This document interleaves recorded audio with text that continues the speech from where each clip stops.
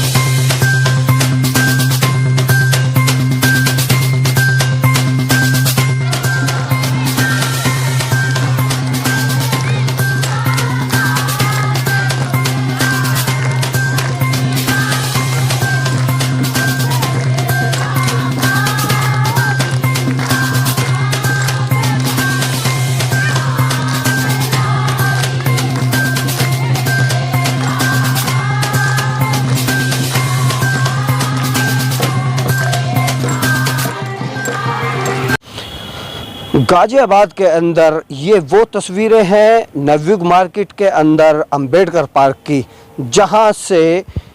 आपको एक संदेश मिलेगा इस बहुजन समाज को कि किस तरह से युवाओं के अंदर एक उत्साह देखा जा रहा है इस बौद्ध महोत्सव को लेकर। आपको दिखा देना चाहूँगा तस्वीरों में आज जो ये बौद्ध महोत्सव मनाया जा रहा है, इसकी थीम कुछ इस तरह से रखी गई है, मृत्यु भोज। ये इस बारे में ज़रूर जानूंगा कि इस थीम का क्या महत्व है और ये मृत्यु भोज थीम क्यों चुनी गई है। कुछ साथी मेरे साथ हैं इस वक्त इस अंबेडकर पार्क में, उनसे जानूंगा इस बौद्ध महोत्सव के बारे में। और कुछ या तस्वीरों में देख सकते हैं कि यहाँ पर कुछ छोटे बच्चे भी हैं, तो यहाँ पर मेरे साथ कुछ लोग हैं, उनसे जानूंगा। जी, मेरे साथ इस वक्त जो हैं तरंग बौद्ध हैं। तरंग जी, क्या है आज की थीम और किस तरह से आपने ये प्रोग्राम रखा है? नमो बुद्धाय, जय भीम सभी दर्शकों को और सभी को बौद्ध महोत्सव की बहुत बहुत मंगल कामनाएं। मनुस्मृति दहन दिवस की बहुत बहुत मंगल कामनाएं। आज की जो थीम है, बाबा साहब ने मनुस्मृति 1927 में जला दी थी और हमें एक संकेत दिया था। दिमाग से तो पता नहीं कब का बाबा साहब जब पढ़ने लगे थे तभी उन्होंने निकाल दी थी, लेकिन फिर भी उस किताब को एक पब्लिक के बीच में जलाने का उनका जो जरिया था, उस माध्यम से एक बहुत बड़ा मैसेज देने जा रहे थे वो, कि हमें भी अपने जो अंधविश्वास है उसे इस तरीके से बाहर निकालना चाहिए कि हमें देख के दूसरे लोगों को प्रेरणा मिले। तो ऐसे ही तब से लेके अब तक बहुत सारे लोगों ने, बहुत सारे मिशनरी साथियों की मेहनत की वजह से, जैसे हमारे साथ भी एक सीनियर हैं, अभी आप देखेंगे मेरी बाइट के बाद, वो उनके मेहनत की वजह से ये इस जगह हम आए। गाजियाबाद जैसे शहर में इतना बड़ा हमें अंबेडकर पार्क मिला और यहाँ से विचारधाराएं हम तक पहुँची। हमारे जीवन से भी बहुत सारे अंधविश्वास दूर हुए, बहुत से हो रहे हैं। उन्हीं में से एक जो अंधविश्वास है वो है हमारे मृत्यु के संस्कारों से लेकर, जिसे हम मृत्यु भोज के नाम से भी जानते हैं। और ये एक जाति विशेष की समस्या नहीं, भारत के सभी तबके के गरीबों की मूल समस्या है कि ज़बरदस्ती कुछ सांस्कृति जो हैं लोगों की कुछ मान्यताओं द्वारा थोपी गई ये मृत्यु भोज वाली जो चीज़ है, इसे आपने यदि पढ़ा हो तो जो राइटर रहे हैं हमारे इस कुप्रथा के बारे में, मुंशी प्रेमचंद जो एक बहुत ही मतलब कि बेबाक राइटर रहे हैं, उन्होंने गोदान और कफन, और कफन के साथ साथ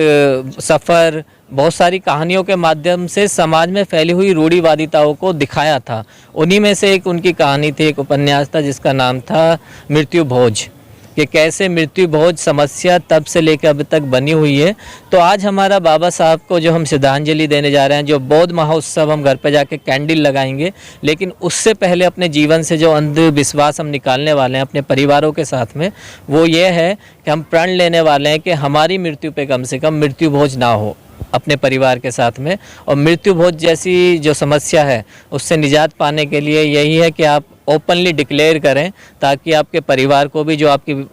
जो अभी तक बाबा साहब की बातों को मानने से इनकार करता है वो भी, और आसपास के जो लोग हैं वो भी, उन्हें पता लग जाए कि इसकी मृत्यु पर या इनके घर में होने वाली किसी भी मृत्यु पर कोई आडंबर नहीं होगा पारिवारिक व्यक्ति को याद करने तो के लिए। ऐसा मान लिया जाए कि आप लोग, आपकी जो टीम है वो इस प्रण को लेगी आज कि सभी के सामने ओपन, कि ये अगर हमारी किसी भी प्रकार से मृत्यु होती है आकस्मिक या किसी भी तरह से, कि उसके बाद हमारे मरने के उपरांत जो है कोई मृत्यु भोज ना रखा जाए। बिल्कुल सर, आज हम ये प्रण लेने वाले हैं और मृत्यु भोज को सांकेतिक रूप से पेपर पे लिख के जलाने वाले हैं कि हमारे जीवन से मृत्यु भोज जा चुका है, ना हम खाएंगे ना हम खिलाएंगे। तो बौद्ध महोत्सव अभी पिछले कितने सालों से मनाया जाने लगा है, अगर हम बात करें अपने गाजियाबाद शहर की? उत्तर भारत में शुरुआत जो है गाजियाबाद की ही, जो श्रद्धेय रमेश चंद्र गौतम जी हैं, उनकी जो मेहनत है पिछले 30 से 35 सालों की, मेरी इतनी उम्र भी नहीं है जितने साल से वो मेहनत कर रहे हैं, उनकी मेहनत का ही ये नतीजा है कि पिछले 5 सालों से तो व्यापक रूप में गाजियाबाद और एनसीआर में बौद्ध महोत्सव मनाया जाने लगा है। पहले सब लोग हम इकट्ठा गौतम बुद्ध नगर में इकट्ठा होते हैं। जैसा आपने बताया कि मृत्यु भोज को किस तरह से आप एक कागज़ पे लिखकर या इस तरह से करेंगे, ये बहुत अच्छा संदेश है समाज के लिए। लेकिन मैं चाहता हूँ कि आपके द्वारा एक संदेश युवाओं के लिए क्या देना चाहेंगे? साथियों, मैं अपने चैनल के माध्यम से, जैसा पहले भी आपने हमारे चैनल पे ज़्यादातर वीडियो में देखा होगा कि वीडियो के साथ साथ संदेश होता है, मैं अपने सभी साथियों से जो हम उम्र हैं, मुझसे छोटे हैं और जो मुझसे बड़े सीनियर हैं, सबसे यही कहना चाहूँगा कि यदि आप विचारधारा से जुड़ चुके हैं, यदि आप हमारे चैनल से जुड़ चुके हैं, तो भी मतलब है कि आप विचारधारा से 50% जुड़ गए। अब चैनल में दिखाई जाने वाले जो लोग हैं, जो सीनियर हैं, जो विचार बताए जा रहे हैं चैनल के माध्यम से आज तक पहुँच रहे हैं, आप उनको इम्प्लीमेंट करना चालू कर दीजिए, तो आप पूरा मिशन सीख जाओगे, पूरे बाबा साहब को पढ़ जाओगे। तो मेरा चैनल के माध्यम से यह है कि हमारे चैनल को सब्सक्राइब करें, ज़्यादा से ज़्यादा प्रमोट करें और ज़्यादा से ज़्यादा पूरी वीडियो देखें। आप देखें कि कौन वक्ता किस माध्यम से आपको बाबा साहब पहुंचाने वाला है आपके घर में, बुद्ध को पहुंचाने वाला है आपके घर में। तो मेरी सबसे यही अपील है कि हमारी चैनल की वीडियो को पूरा देखा करें। तो सुना आपने तरंग बौद्ध को, किस तरह से उन्होंने बताया कि बौद्ध महोत्सव क्या है और किस रूप में उनके द्वारा मनाया जा रहा है। लेकिन मैं आपको बता दूं, यहाँ पर आज मैं आपको वो शख्स से मिलवाना चाहूँगा इस एनसीआर के अंदर। अगर इस गाजियाबाद की बात करूँ या पूरे एनसीआर हब की बात ना करके पूरे अगर भारत की भी बात करूँ, तो आज अगर बौद्ध महोत्सव पिछले 5 से 6 साल में यहाँ मनाया जा रहा है तो वो देन है रमेश गौतम। तो मेरे साथ इस वक्त हैं रमेश गौतम, उनसे जानूंगा कि किस तरह से वो अब आगे की प्रक्रिया बनाए हुए हैं। जी, स्वागत है आपका। सबसे पहले न्यू इंडिया राइट्स को बहुत बहुत हार्दिक शुभकामनाएं, और पूरे देश के लोगों को मैं ये संदेश देना चाहता हूँ कि आज 25 दिसंबर 1927 को जो बाबा साहब डॉक्टर अम्बेडकर ने मनुष्य मृत्यु मांग लगा, इस पर बौद्ध महोत्सव पर आप सबको बहुत बहुत हार्दिक शुभकामनाएं। जी, जानना चाहेंगे कि जिस तरह से आपने एक कारवां बढ़ाया है बौद्ध महोत्सव के नाम से, और देखने को मिल रहा है काफ़ी जागरूकता लोगों में आ रही है, तो अभी जो चीज़ है वो महिलाओं को लेके किस तरह से तैयारी है आपकी, उसके बारे में थोड़ा बताइए। सबसे पहले तो कारवां ये महापुरुषों का है, ये मेरा नहीं है, किसी एक व्यक्ति का नहीं, पूरे महापुरुषों का है, पूरे समाज का है। अब रहा सवाल ये कि धर्म और धम, ये बाबा साहब डॉक्टर अम्बेडकर का अभियान रहा 39 साल। 23 सितंबर 1917 से लेकर के और 5 दिसंबर 1956 तक 39 साल उनका पूरा जो जीवन रहा है, वो इस देश में जो मनुस्मृति का दूसरा नाम हिंदू धर्म, तो इसको शैतानी योजना और जिंदा नरक कहा जाता है। तो बाबा साहब डॉक्टर अम्बेडकर से हमने प्रेरणा ली और हमने एक भीम ज्ञान चर्चा संघ के माध्यम से, बौद्धम दीक्षा समारोह संघ के माध्यम से, शहर के बुद्धिजीवी लोगों के माध्यम से और समाज की जागरूक विद्वान महिलाओं के माध्यम से सबको इकट्ठा करके एक आंदोलन, एक विद्रोह, एक बगावत, एक चेतना, एक चिंगारी को लेकर चले हैं। और वो महिलाओं ने एक इतिहास रचा है। लगभग 15 साल से पहले 5-7 साल गाजियाबाद में बहुत महोत्सव मनता रहा और फिर वो ग्रेटर नोएडा में पहुंचा और आज 22 जिलों में बॉडी बना करके समाज के शीलवान, विद्वान, गुणवान, धनवान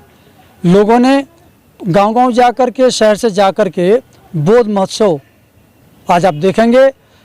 लाखों करोड़ों घर पर झालरें लगी हुई हैं, रोशनी हो रही है, दीपक जलाए जा रहे हैं, मिठाई बांटी जा रही हैं, बधाई दी जा रही हैं और लोगों को बताया जा रहा है कि आज के दिन ही बाबा साहब डॉक्टर अम्बेडकर ने 25 दिसंबर 1927 को जो सतयुग में,